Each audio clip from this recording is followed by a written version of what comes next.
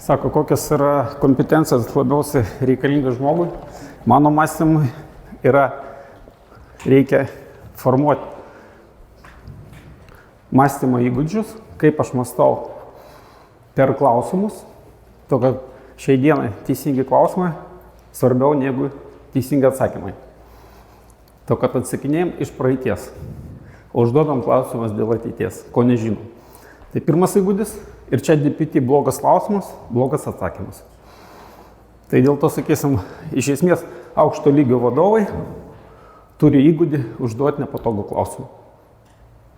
O ne aukšto lygio vadovai užduoda klausimas į detalės, kuris nereikšmingas. Tai vat, šitas labai svarbus dalykas. Ir kitas yra prasmių įgūdžių. Viską, ką darom, turim suprasti prasmę. Nesuprantam prasmę, jokios vertės niekam nekuriam. Ne savo, ne kitiem. Tai tokie du atsakymai pradžioje. Tai mano pranešimas bus, kaip padidinti pelną.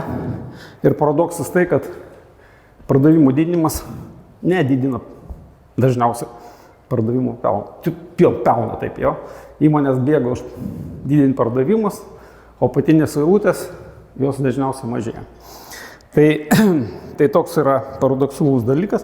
Dėl to aš kalbėsiu apie produkto strategiją. Kas tai yra? Mano suvokime, dalinsiu savo patirtim, kaip aš tai darau ir kas jūs rezonuos, triggerins.